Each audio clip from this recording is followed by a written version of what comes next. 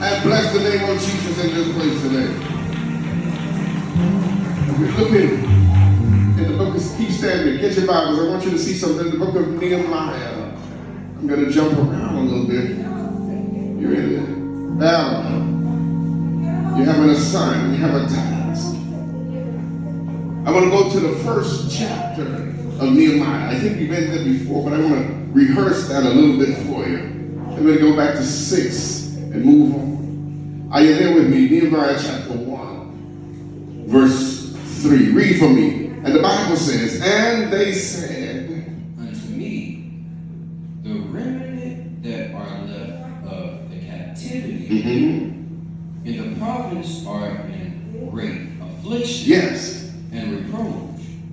The wall of Jerusalem is also broken down, and the gates thereof are burned with fire. And so we see that Nehemiah is starting to realize that there is a remnant of God's people that are left. Are you all with me? And not only are they left, they are in trouble. They are in struggling times. They are in affliction. They are facing a challenge. They are going through some things, probably what you're going through right now. It's called an affliction. Are you all with me? It's called an infirmity. It's called problems. It's called life. Has anybody been bitten by life? Can I help you out? Life is not fair. Life ain't fair. Not because somebody over here has this, that means you must have it too. Not because somebody has a Bentley means you must have it too. Life is not fair. Some things comes easy to some people, and some of us have to struggle to get that same thing. Who is in the building today? And not because I have it doesn't mean you can't get it or you're not supposed to have it. It means that you have to go through a test. And your test may be a little bit harder, a little bit greater, and God is going to set that test before you, but you have to pass your test. Am I here today? And so we see that he said that there is a remnant of God's people left. I want you to know that God still has some people who believe in him, who trust him, who loves him, who are still crying out to him, who are still struggling, who are still suffering, but they love God. And they will not turn their backs on God. I don't care how much money you offer them. I don't care what you offer them, because they have an experience with God, because they have seen and witnessed the miraculous power of God before. They have a testimony, and they will tell you, I'm not gonna turn my back on God. I'm not gonna come down from this wall. I don't care how it looks. I don't care how Sanballat and Tobiah try to coach me, try to test me, try to discourage me, try to stop me from. I'm not coming down. Paul said, for these light afflictions, say it with me, light affliction. I can't hear you, class. This light affliction is not worthy to be compared to the glory. See, you got to look at your affliction. I don't care how tough it is. I don't care how much you're crying. I don't care how much it hurts you. I don't care what it's doing to you. You need to look at the end result. What is the blessing behind this test? That cannot be compared to this test I'm going through. Your blessing is greater than the affliction that you're going through. Are you hearing me today? See, you got to go through. You got to be tested. God told his people, I led you these years in the wilderness to test you, to try you, to prove you, and to see what was in your heart. That's the Bible. I told you all last Sunday, when you go through a test, it's for you to see what's in you, that God's trying to get out of you. And he told his people, I led y'all in the wilderness to test you, to try you, to prove you, to see if I can use you to see what's in your heart so you can see you. So these affliction, and he said, great affliction and reproach. The walls of Jerusalem is also broken down, and the gates thereof are burned with fire. Keep reading with me. 4, and it says, and it came to pass, when I heard these watch this. words, that I sat down and wept, and mourned certain days, and fasted, and prayed before God. So when Nehemiah heard these words, he wept and he mourned because he heard the news about what was going on with God's people. And the city of Jerusalem, how it was burned down. Are you all with me? So when you face a trouble, when you face a trial, a tribulation, God will always have a Nehemiah who's going to develop a burden for what you're going through. You all ain't have to say nothing to me today. But Pastor, what are you talking about? Sometimes when you're going through, doesn't someone walk up to you and say, baby, I don't know everything you're going through, but I picked you up in the spirit. I feel what you're going through. I feel your struggle, your pain, your God just told me to give you this, and this is going to help you. Have you ever gotten one of those things to happen to you? Somebody felt your burden. Your Nehemiah felt your affliction. Your Nehemiah saw what was going on with you. They could relate to your problem. They were able to relate to your situation. Y'all don't have to say that to me. They had to relate to what you were going through, and they had to reach down and help you in the situation that you're in right now. Don't sit there and tell me nobody came to your rescue before. I call you a bold-faced liar. God will always have somebody tucked away, your Nehemiah, who will sense your situation, who would see your situation, who would know what you're going through, and have the resources to help you get out. To help you get out of your situation. And if they can't help you to get out, they can help you meet that need.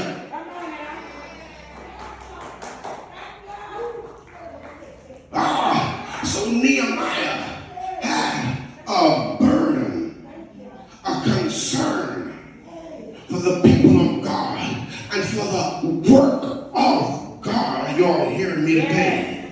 He had a burden when he heard about the affliction of God's people and what God's people were going through, and the city of God, Jerusalem, which was burned down. He developed a burden and a concern, and he felt it necessary to do something. Are you all with me? He felt it necessary to do something about the problem. See, some of us, we see some stuff going on. We see people struggling. We see this happening to this person, to that person, and we will sit there knowing what they're going through. Watch this. Knowing that we can help and we will not help. Come on now. He had a burden. He had a concern for the people of God, for the things of God, for Jerusalem. He wanted to rebuild the walls back. Am I with you? Read for me. Keep reading. Verse 5, and it says, and said, I beseech thee, O Lord God of heaven, the great and terrible God, that keepeth covenant and mercy for them that love him, and observe his commandments.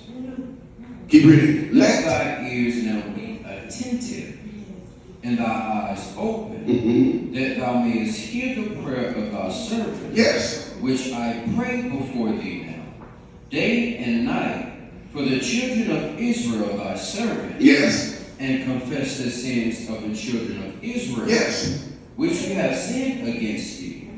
Both I and my father's house have sinned. keep reading. We have dealt very corruptly against thee, and have not kept the commandments, nor the statutes, nor the judgments which thou commandest thy servant Moses. And remember, I beseech thee, the word that thou commandest thy servant Moses, saying, if you transgress, I will scatter you abroad among the nations. But if you turn unto me and keep my commandments and do them, though there were of you cast out unto the uttermost parts of the heaven, yet will I gather them from thence, and will bring them to the place that I have chosen to set my name there. Very good. And so we see that God, Nehemiah was praying to God, and God was giving him a synopsis of why things had happened. But he was yet still a man who had this burden to rebuild Jerusalem, the walls of Jerusalem, and to go to the aid of God's people. Are you with me? Amen. And if we go to verse 2, I want you to see this. And it says, verse 2, chapter 2, verse 10, and it says, when Sanballat, the Horonite and Tobiah the servant, the Amorite, heard of it, it grieved them exceedingly, that there was come a man to seek the welfare of the children of Israel. I just proved my point.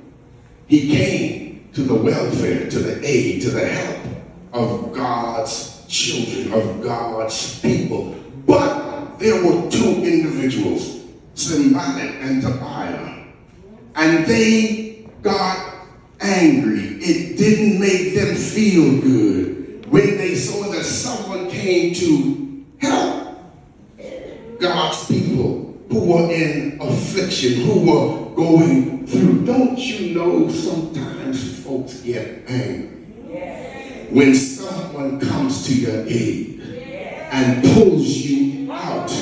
You don't have to say nothing to me. Of your impoverished state and bless you. You don't have to say nothing to this preacher today. And bring you out of your struggling and out of your worries, out of your bad situation. Don't you know you will find out who your true friends are then? Can they stand to see you out of that rut?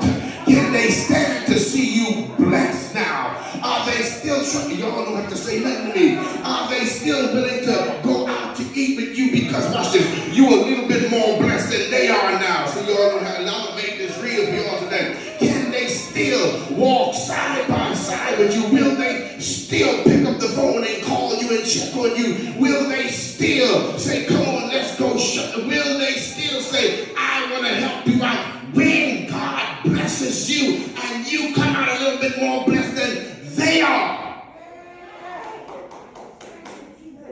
I'm preaching real today.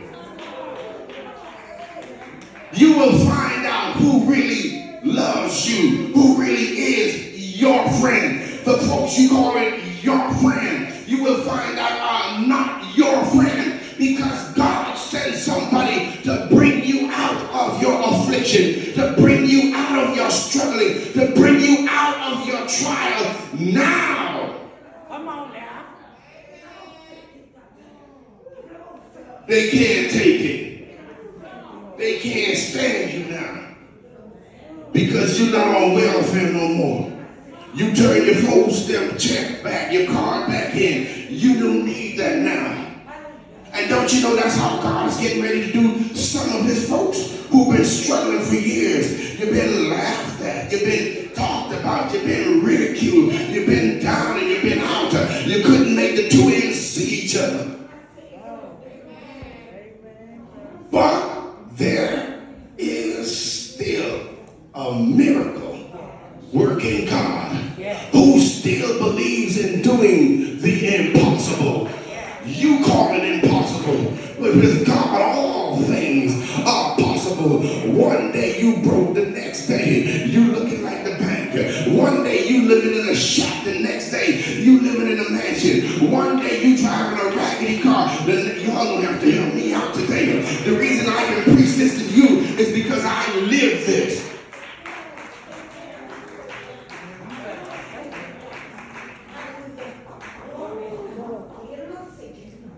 He will send someone who has a burden just for you. To help you out, to bring you out of your struggling, out of your dilemma, out of your trial, out of that rut you're in. Don't forget Mephibosheth. He said, David, to pull that man out of his rut. Who's tired of struggling? Who's tired of being down and out? Who's tired of going under? Who's tired of every time you stick your head up, somebody step back on you? Y'all don't have to say nothing to me. Who's tired? You see, I need some real folks in here because guess what? I know some of y'all probably struggling.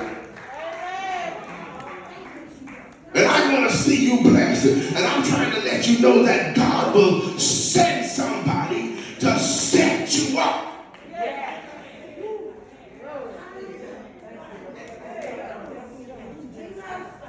He said Nehemiah, he gave him a burden first. See, the person has to have a burden for you. And want to see you out of the state, out of the rut that you're in. Are you with me today? But I want you to know, everybody don't want to see you out. Look at Sanballat and Tobiah.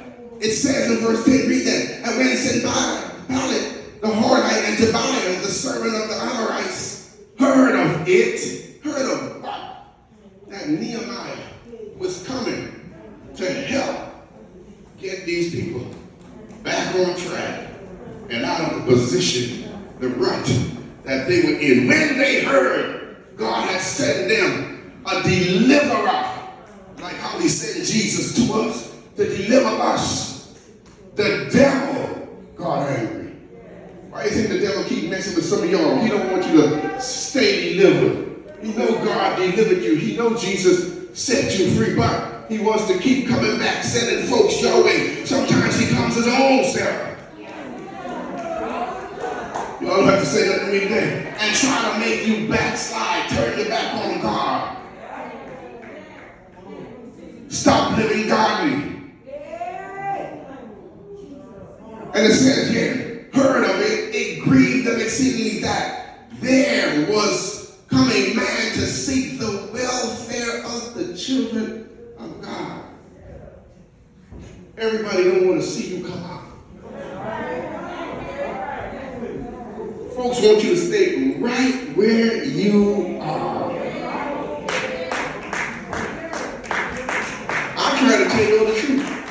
As long as you stay right where you are, living how you living. See, we're supposed to be going from glory to glory. I don't care if y'all don't want to go from glory to glory, but this man here, he going from glory to glory. Every time y'all see me and her, it's going to be from a next phase to the next phase to the next. And guess what? You can't curse nothing over here. You can try all you want, and some of y'all probably did try, and you said it didn't work.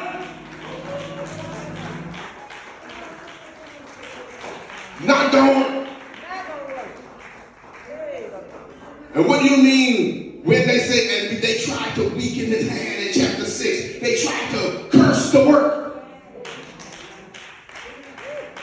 to stop it from coming to pass. And what people do when they want something not to happen, they curse it.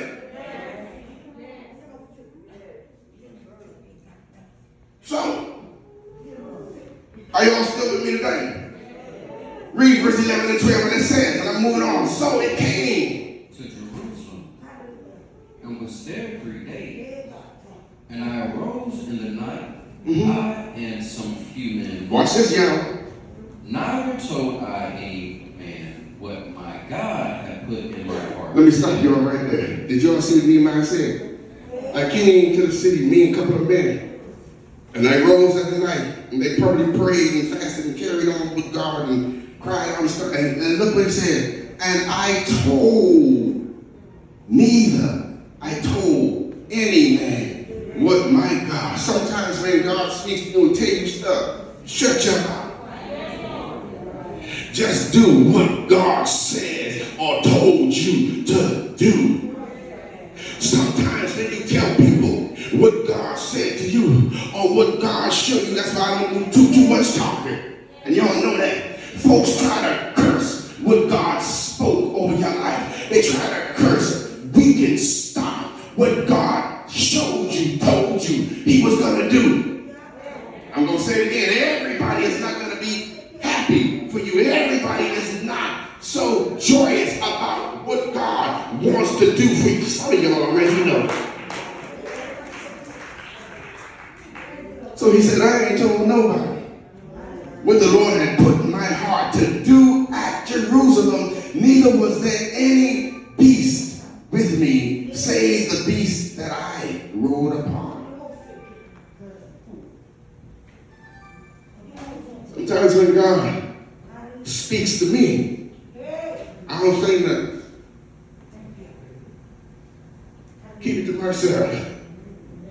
And I just let it manifest. I ride it on out and let it manifest.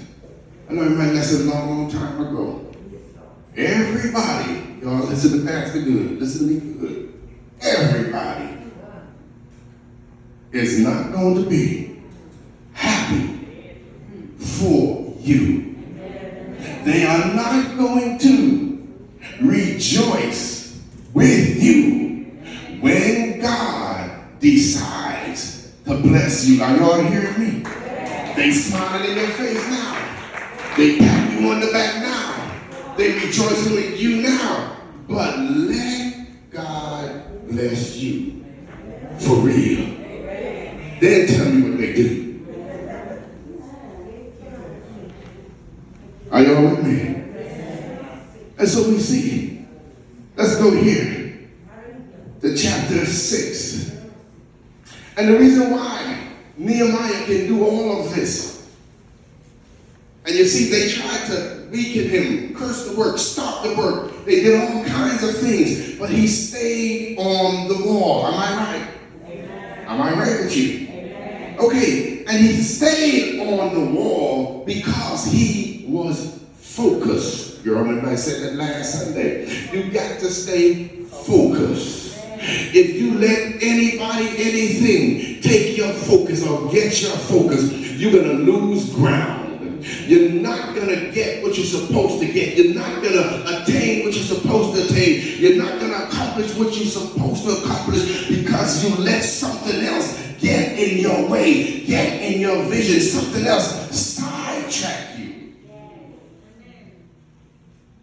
And now, once you do that, now it's easy for them to weaken your hand, discourage you, make you drop the ball, make you come down off the wall, to stop the work. And once the work stops, the blessing stops. Everything that comes behind you doing the work, working on the wall, don't forget everything, a blessing comes behind it. And if they can stop you from doing the work, stop you from building on the wall, stop you from doing what God called you to do, you will not get the end result blessing. Look at somebody and say, I got to stay focused. Look at this. I'm going to come back to chapter 6. Let me hit 6 now. So 6 and verse 9, and it says, for they all made us afraid, saying, their hands shall be weakened from the word, that it be not done. Now therefore, O God, strengthen my hand. So we see that. They were saying that, for they all made us afraid. They got a little bit afraid because of what they were saying, probably what they were doing against the work of God that they were trying to accomplish. They wanted to weaken their hand. They wanted to stop the work. They wanted to curse the work. They wanted to do that so that the work will not be done. But he prayed to God and said, God, strengthen our hand. And God strengthened him to continue. See, when he prayed, say, God, strengthen, that lets us know he was still focused. It's all about staying focused. He was still focused on the work. They were getting afraid. They were getting weak and beaten down. But he knew if he just stayed focused, how am I going to, let me cry out to you, God, because they messing with us a little bit right now. The enemy enemy is raising his head, they have a little bit more strength than what we have right now. So let me cry out to you and ask you to strengthen us. He stayed focused. He called on God. I'm trying to let you know you got to stay focused. You got to keep your eyes on the prize. You got to keep pressing. Paul said, I press what? Towards the mark of the high calling which is in Jesus Christ. You got to keep pressing towards the mark because there's a prize over there that you need to get, and you can't get it if you stop pressing. Look at your neighbor and say, you got to keep pressing. You got to keep pressing towards the mark of the prize which is in Christ Jesus. There's a goal, there's a gift, there's a miracle, there's a blessing in your pressing. When you press, there's something on the other end that God has for you. You can't see it yet with your natural eyes, but if you look long enough, God will give you a glimpse. He will give you a glimpse of the miracle. He will give you a glimpse of the blessing. He will give you a glimpse to keep you encouraged, to keep you going, to keep you moving. That's why you got to stay focused. Look at your neighbor and say, you got to stay focused. You've got to keep your eyes on Jesus. You've got to do, you have to do, you must do what God has called you to do. I know it's tough right now. I know it's hard right now. I know it doesn't look good right now. I know it seems impossible. But if he said it, I don't care how it looks. I don't care.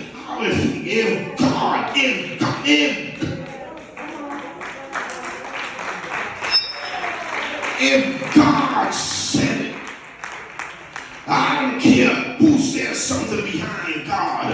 I'm going on what God said because he's already proven himself to me time and time and time again.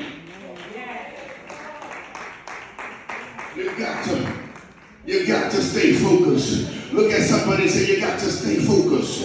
Go to the book of Matthew and let me tell you why we have to stay focused. Nehemiah and his men that built the wall of Jerusalem, they stayed focused. Did they get weak? Yes.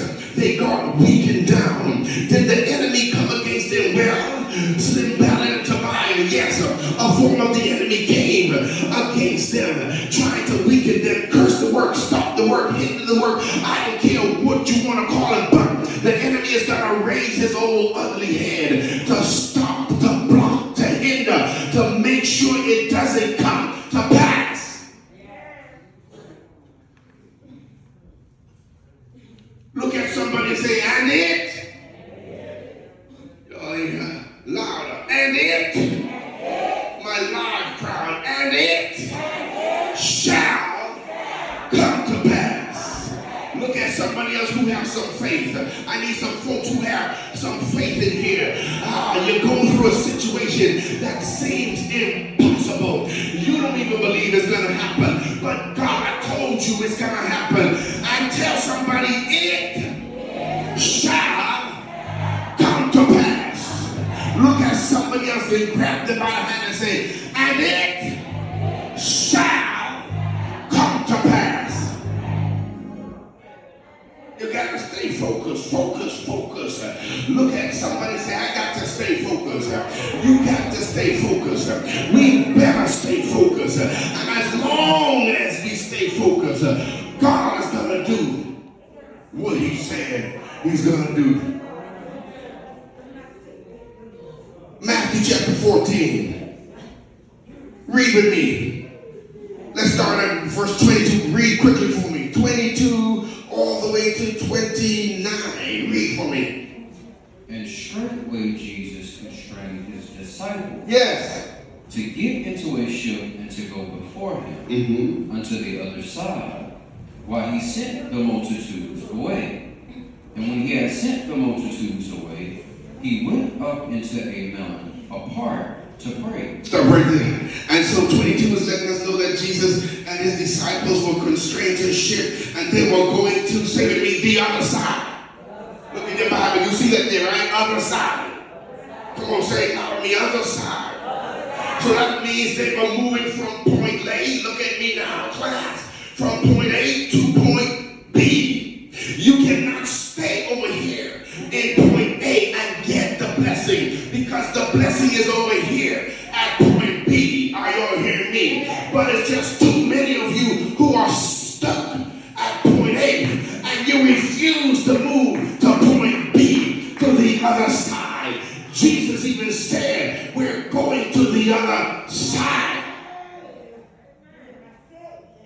Didn't he not say that? Read for me. And to go before him unto the other side, while he sent the multitude away.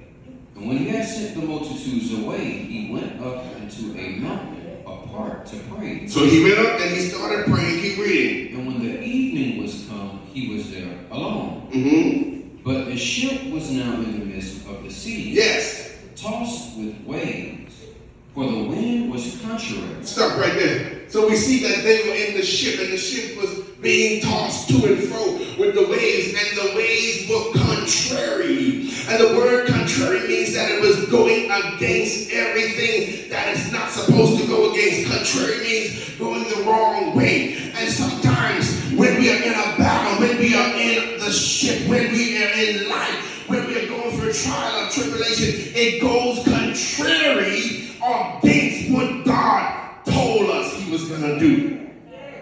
Are y'all with me? God may say, I'm going to bless you, girl. And the looks of the storm and the winds are blowing contrary to what he said to you, makes you think, I'm not going to get, y'all ain't have to say nothing to this preacher today. I'm not going to get blessed because it don't look so. Look at what's going on. It's blowing contrary to what God said. God said, I'm going to bless you, but the storm looks like, oh, I'm going to get taken out. I'm going down. I'm going under. I'm going down. This is my last breath. Oh, what God, you missed it this time. No, he didn't miss it. It's just like the winds are being tossed to and fro, and it's going contrary to what he has spoken in the atmosphere. That's the job of the devil, to make you think, to make the situation look as if it's not going to work out the way God said.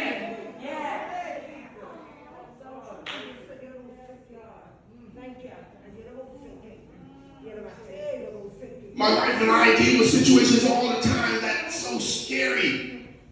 And it looks like it's not going to go how God said it's going to go, but at the end, it goes how he said to her and me it's going to go. It doesn't look that way while we're going through it,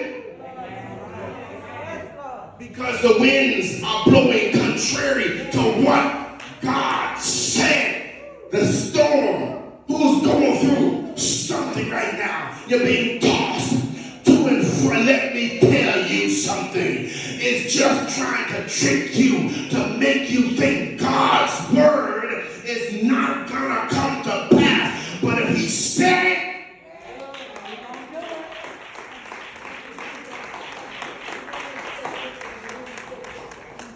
if he said it, he's going to make it good. Watch this.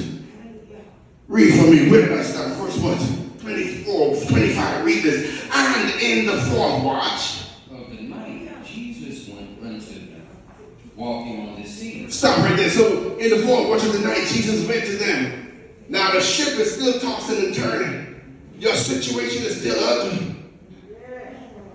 And Jesus comes to his folks walking on the water.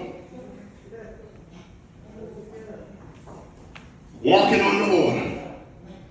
Watch this. Doing the impossible. That's what I get out of that. Because we can't naturally walk on no water. But God can, so he's demonstrating that he can do the impossible. What is impossible with man is possible with God.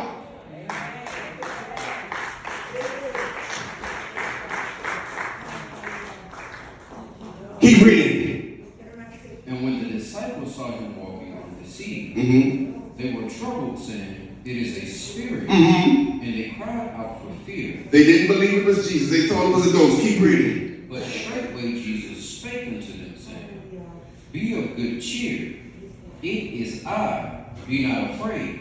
So Jesus had to give them some assurance that, hey, this is me. Keep reading. And Peter answered him and said, "Lord, if it be thou, bid me come out unto thee." See, now, Peter want to prove that this is Jesus. And you know, if you for real, if you are Jesus, then tell me to come. He put Jesus to the test. And look what happened when he put Jesus to the test. Read. And he said, "Come." And when Peter was come down out of the ship, he walked on the water to go to Jesus. Look at him. Jesus told the boy, come on. You can do exactly what I'm doing. And Peter started walking on the water. And greater works shall ye do. Y'all know your Bible. Doesn't it say that? And greater works shall ye do.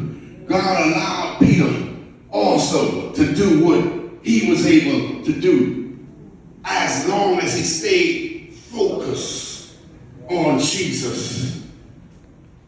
He was able to do what God assigned him to do. Just like how Nehemiah's assignment was to rebuild the walls and to help God's people. He stayed focused. He didn't take his eyes off the job, off the problem, off the task. He knew what he was there to do. And even though the enemy showed up in symbolic fire and tried to stop, we can curse the work, he stayed focused. Am I right? Peter stayed focused. Watch this, y'all. Keep reading. But when he saw the wind boisterous, he was afraid, and beginning to sink, he cried, saying, "Lord, save me." So watch this. And verse 20, what was that? 28? 30, sorry. But when he saw the wind boisterous, he was afraid. He got afraid when he saw the wind and the waves. He took his eyes off Jesus. He took his eyes off the task. He took his eyes off the prize. And because he took his eyes off, he started to sink. What I'm trying to say to you, I said it before, you got to stay focused. Because if you don't stay focused, you're going to lose all ground. You're not going to be able to do what God has called you to do. You will not move from point A to point B and get your blessing and get your miracle, because it's all wrapped up, tied up, tangled up in Jesus. And he wants us to keep our eyes on him. You can't look at Jesus and do what he calls you to do. Then look over here. Now you messed up, because when you turn back to look at Jesus, he may switch, he may be over here. And you can't find him now because you took your eyes off of him. We got to stay focused to do what God has called us to do. And when Peter stayed focused, he was able to walk on water. Because Nehemiah stayed focused, he was able to rebuild the walls of Jerusalem. Am I right? Because Paul stayed focused. I can go on and on and on and on and on, but I'm not going to do that today. I'm just letting y'all know the word today for y'all. Stay focused. Take your eyes off of everybody else. What's going on with everybody else? And focus on mind your own business. And keep your eyes on Jesus. Stop asking folks what's going on with this one, that one, this. Because now you just lost your focus. You ain't have no Jesus in your eye view. Stand to your feet. We got to stay focused. And as long as we stay focused, it may not look how you want it to look. It may not be going you wanted to go. And like my wife said, some of us are waiting for a pat on the back. I think all of us are guilty of that, waiting for a pat on the back. And I'm going to say something else too. I think all of us do deserve not only one pat on the back, some of us deserve a lot of pats on the back for what we do. But who's going to pat you on the back? Don't sit there and wait. See this right here? Do this. Pat yourself on the back, because I do it all the time. I don't wait for nobody to pat me on the back. I take my own accolades right now, because some folks ain't going to never give it to you. Learn how to take it for yourself. Some folks will never give you credit that you're supposed to get. Open your mouth and say, I did that. She didn't do it all by herself. But you know, I want my credit. You shut that down right there. Because everybody needs to feel loved and feel appreciated. And some people are not going to do that for you. You're going to have to do it for yourself. And that's why we have to learn how to love us first. You know why some of y'all hurting so bad? Because you done gave all your love away to everybody else. And you didn't care. You didn't keep nothing for yourself. You didn't keep none of your love for you. And that's why you suicide, crying all the time, down and out. Oh, nobody loves me. Nobody. You gave it all away. Keep some for you. So when you need it, you can pull it. Pull it. And use it on you. But Pastor, I ain't never heard that. I know you probably never heard that before. That's something I had to learn. Well, how you learn it? When you do all kind of stuff for folks. Give them your laughs and help them out and say, can they with your friends and your ace coon boom and all that kind of, your boy and your home girl and your home boy. And when your time coming, you needed some assistance because you had some afflictions going on, like the people of God in the book of Nehemiah, and no one came to your aid. You gave them all your love. And you don't have nothing for yourself.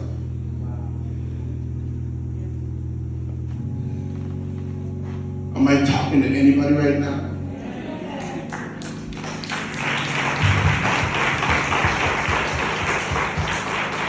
Let's be honest right now. Don't finish.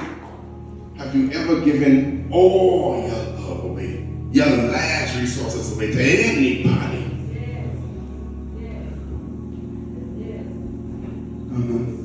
Tell the truth. Okay. Let me tell you something. The next go around, keep some for yourself. Okay? Keep some for yourself. And so God is saying today, stay focused. Stay focused. There's a work I have for you to do. And if you lose focus, and if you lose ground, and you lose eye view of me, you cannot do what I'm calling you to do. Watch this. And you cannot help who I am calling you to help. Because Nehemiah had to help some people. And he had to do a work. He had to rebuild the walls of Jerusalem. So not only was he rebuilding the walls, he was helping people. He was helping folks get out of their situation. God will be using you to help certain individuals come out of their rut, out of their situation. And if you lose focus of God, how in the world are you going to do it? You wouldn't be able to do it. Everybody stand to your feet and lift your hands. Stand to your feet and lift your hands. And let's open up our mouth and give God some praise in here. And let's thank Him for the word today. And let's tell God that we're going to stay focused and And we're going to do what he calls us to do. We're going to stay on the wall. We're going to stay on the battlefield. We're going to keep rebuilding. We're going to keep doing what he calls